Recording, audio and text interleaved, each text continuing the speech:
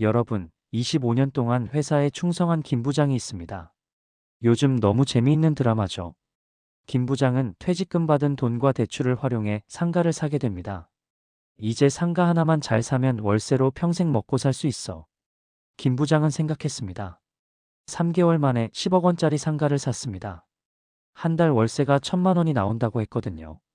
연 6% 수익률이네. 괜찮은데? 월세가 월천이란 말에 김 부장은 꿈뻑 넘어가고 만 것입니다.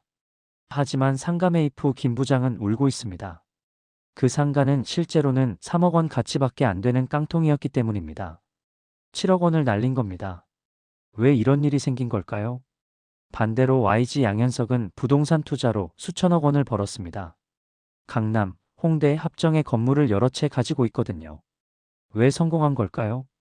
오늘은 퇴직금으로 상가 투자하는 법을 알려드리겠습니다. 김 부장의 실패와 양현석의 성공을 비교하면서 정확한 원칙을 알려드리겠습니다. 첫 번째 원칙, 조급하면 망합니다. 김 부장은 조급했습니다. 퇴사 후 소득이 끊겼기 때문이죠. 빨리 상가를 사서 월세를 받아야 해. 불안했습니다. 월 3천 건물주의 친구의 부러움도 한몫했죠. 전단지 한 장에 혹해서 분양업자를 찾아갑니다. 좋은 물건이 하나 나왔습니다. 빨리 결정하셔야 합니다. 다른 사람도 보고 있어요. 김 부장은 다음 날 바로 계약을 했습니다. 한번 보고 산 겁니다. 늦으면 놓칠 것 같아서요. 이게 첫 번째 실수입니다. 반면 양현석은 어떻게 했을까요? 양현석은 조급하지 않았습니다.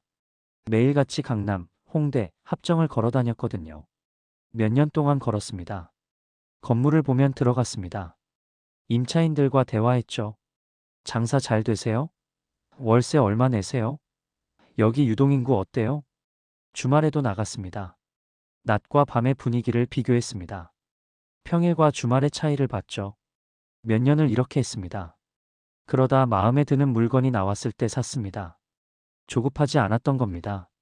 서울 강남에 사는 50대 박실패 씨의 이야기입니다. 퇴직금 2억 원을 받았습니다. 대출을 땡겨 한 개월 만에 상가를 샀습니다. 빨리 사야 한다는 생각에 급하게 결정했죠. 알고 보니 그 상가는 재건축 예정 지역이었습니다. 2년 후 철거됩니다. 박실패 씨는 몰랐습니다. 한 번만 보고 샀으니까요. 2억 원과 빌린 대출비까지 모두 날렸습니다. 모두를 잃은 겁니다. 반면 부산에 사는 50대 이성공 씨는 달랐습니다. 퇴직금 2억 원을 받았습니다. 1년 동안 부산 서면을 매일 걸어 다녔습니다. 30개 이상의 상가를 봤습니다. 각 상가를 10번 이상 방문했죠. 낮에도 가고 밤에도 갔습니다. 주말에도 갔습니다. 1년 후 마음에 드는 상가를 퇴직금과 대출을 활용해 샀습니다. 2025년 현재 그 상가 가치가 2배가 됐습니다. 이성공 씨는 성공한 겁니다. 차이가 뭘까요? 조급함입니다. 박실패 씨는 조급했고 이성공 씨는 천천히 움직였습니다. 두 번째 원칙, 상가가 아니라 땅의 가치를 보고 사야 합니다. 김 부장이 산 상가는 집합 건물이었습니다. 10층짜리 건물의 1층 한 호실입니다. 전용 면적 50평입니다. 김 부장은 생각했습니다. 50평 상가를 샀으니 땅도 50평이겠지. 틀렸습니다. 대지 지분을 확인해 봤습니다. 1.5평이었습니다. 건물 전체 대지가 300평인데 200호로 나눠진 겁니다. 김 부장의 대지 지분은 1.5평밖에 안 되는 겁니다. 나중에 팔려고 했습니다. 하지만 아무도 안 삽니다. 왜냐하면 대지 지분이 너무 작으니까요. 재건축이나 재개발이 되면 받을 게 거의 없습니다. 김 부장은 건물을 샀지 땅을 산 게 아닙니다. 반면 양현석은 땅을 샀습니다. 홍대에 3층짜리 낡은 건물이 있었습니다. 건물은 오래됐습니다. 하지만 대지가 200평입니다. 온전히 양현석 겁니다. 건물은 낡아도 상관없습니다. 나중에 재건축하면 되니까요. 중요한 건 땅입니다. 홍대 한복판 200평 땅은 엄청난 가치를 가지고 있거든요. 10년 후 그 땅값이 3배가 됐습니다. 양현석은 대박이 난 겁니다. 대전에 사는 60대 정땅 씨의 이야기입니다. 퇴직금 5억 원으로 상가를 샀습니다. 대전 둔산동 단독 건물입니다. 대지 100평입니다. 건물은 30년 됐습니다. 낡았죠. 하지만 정땅 씨는 신경 안 썼습니다. 땅이 중요하니까. 10년 후 그 지역이 개발됐습니다. 정땅 씨는 땅을 팔았습니다. 5억 원이 20억 원이 됐습니다. 4배가 오른 겁니다. 반면 광주에 사는 60대 김건물 씨는 달랐습니다. 퇴직금 5억 원으로 상가를 샀습니다. 신축 건물의 한 호실입니다. 건물은 멋졌습니다. 하지만 대지 지분은 2평이었습니다. 10년 후 팔려고 했는데 5억 원 그대로였습니다. 물가 상승을 감안하면 실제로는 손해를 본 겁니다. 상가 투자의 핵심은 땅입니다. 건물이 아닙니다. 세 번째 원칙, 타협하는 순간 실패합니다. 김 부장은 현장을 봤습니다. 마음에 안 들었습니다. 골목이 좁았고 주차가 불편했습니다. 유동인구도 생각보다 적었습니다. 하지만 김 부장은 자신을 설득했습니다. 이 정도면 괜찮지. 완벽한 상가는 없어. 타협해야지. 그래서 계약했습니다. 하지만 타협한 부분들이 나중에 문제가 됐습니다. 임차인이 안 들어왔습니다.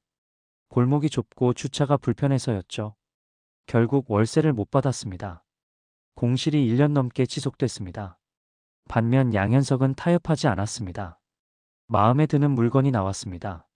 하지만 한 가지가 마음에 안 들었습니다. 1층 천장이 낮았습니다. 2.5m밖에 안 됐죠. 양현석은 포기했습니다. 천장이 낮으면 임차인이 제한적이야. 못 사. 타협하지 않은 겁니다. 3개월 후 더 좋은 물건이 나왔습니다.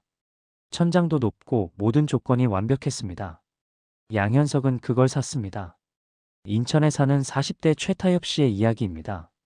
퇴직금과 대출로 6억 원 상가를 샀습니다. 처음 본 물건이 마음에 안 들었습니다. 하지만 중개사가 말했습니다. 이 가격에 이 정도면 좋은 겁니다. 최타협 씨는 타협했습니다. 그래, 이 정도면 괜찮지. 계약했습니다.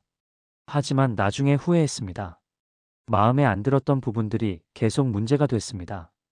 임차인이 자주 바뀌었고 공실 기간도 길었습니다. 5년 후 팔려고 했는데 6억 원 그대로였습니다. 물가를 감안하면 2억 원 손해를 본 겁니다. 반면 부산에 사는 40대 이완벽 씨는 달랐습니다. 2년 동안 상가를 봤습니다. 50개 이상 봤습니다. 하지만 마음에 드는 게 없었습니다. 친구들이 말했습니다. 너무 까다로운 거 아냐? 완벽한 상가는 없어. 하지만 이완벽 씨는 타협하지 않았습니다.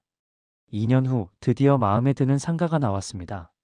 모든 조건이 완벽했습니다. 이완벽 씨는 즉시 샀습니다. 5년 후 그 상가 가치가 2배가 됐습니다. 기다린 보람이 있었던 겁니다. 타협은 가장 비싼 선택입니다. 10억 원을 타협했었으면 10억 원을 날립니다. 네 번째 원칙, 유동인구의 질을 봐야 합니다. 김 부장은 유동인구 숫자만 봤습니다.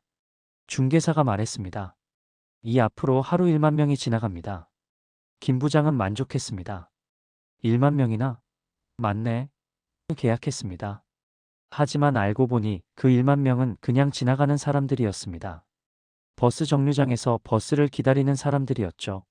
아무도 상가에 들어오지 않았습니다. 반면 양현석은 유동인구의 질을 봤습니다.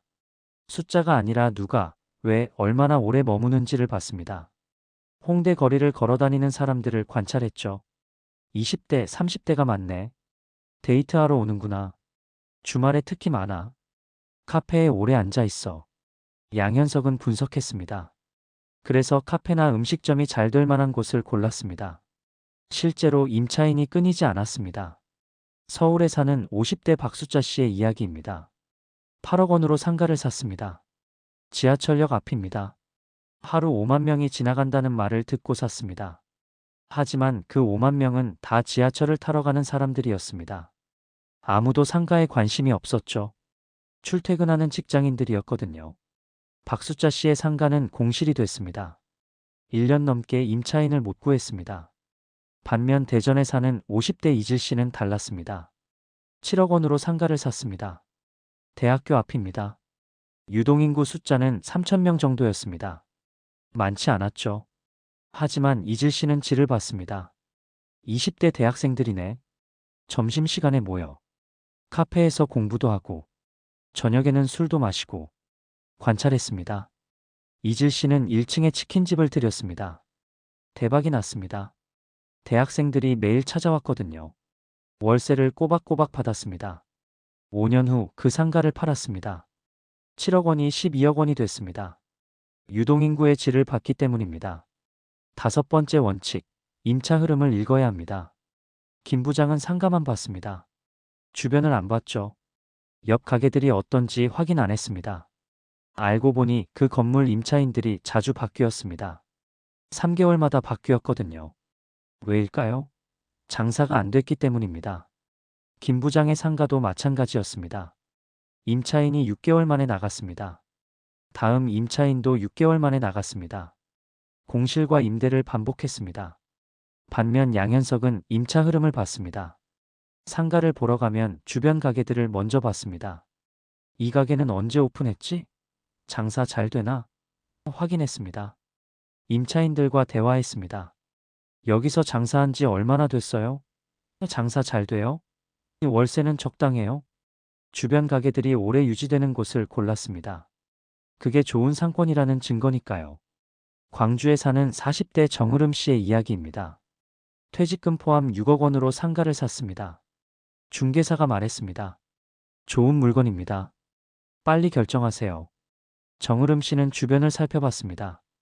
옆 가게가 임대 팻말을 붙이고 있었습니다. 건너편 가게도 임대였습니다. 왜 이렇게 임대가 많죠? 정으름 씨가 물었습니다. 중개사는 대답을 얼버무렸습니다. 정으름 씨는 더 조사했습니다. 알고 보니 그 상권이 죽어가고 있었습니다. 대형마트가 근처에 생기면서 상권이 무너진 겁니다. 정으름 씨는 계약하지 않았습니다. 임차 흐름을 읽었기 때문입니다. 반면 부산에 사는 40대 김관철 씨는 상가를 샀습니다. 퇴직금 포함 6억 원이었습니다. 그 상가 주변 가게들을 다 조사했습니다. 10개 가게 중 9개가 3년 이상 영업하고 있었습니다. 좋은 신호였죠. 임차인들과 대화했습니다. 여기 장사 잘 돼요. 손님이 꾸준해요. 모두 만족하고 있었습니다. 김관철 씨는 그 상가를 샀습니다. 5년이 지난 2025년 현재도 같은 임차인이 장사하고 있습니다. 월세를 꼬박꼬박 받고 있죠. 임차 흐름은 상권의 건강을 보여주는 지표입니다. 반드시 확인해야 합니다. 여섯 번째 원칙, 수익보다 엑시트를 먼저 봐야 합니다. 김 부장은 얼마 받을까? 만 생각했습니다. 월세 1,000만 원이면 1년에 1억 2천만 원이네. 좋은데? 하지만 나중에 팔 생각은 안 했습니다. 평생 가지고 있을 건데 뭐. 그게 실수였습니다. 5년 후 급하게 돈이 필요했습니다. 상가를 팔려고 했습니다.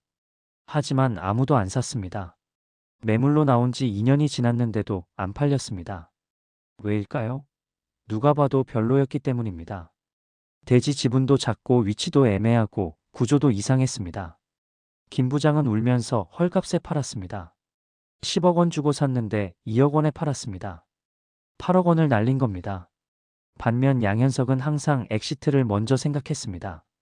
상가를 볼 때 이렇게 자문했습니다. 이걸 다른 사람도 사고 싶을까? 10년 후에도 가치가 있을까? 팔기 쉬울까? 답이 예스인 것만 샀습니다. 답이 아니오면 아무리 수익이 좋아도 안 샀습니다. 실제로 양현석이 산 건물들은 나중에 다 비싸게 팔렸습니다. 많은 사람들이 사고 싶어 했거든요. 위치도 좋고 구조도 좋고 대지도 넓었으니까요.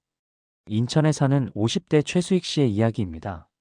퇴직금 포함 7억 원으로 상가를 샀습니다. 월세 수익률이 8%였습니다. 좋은데? 최수익 씨는 기뻤습니다. 10년 후 팔려고 했습니다.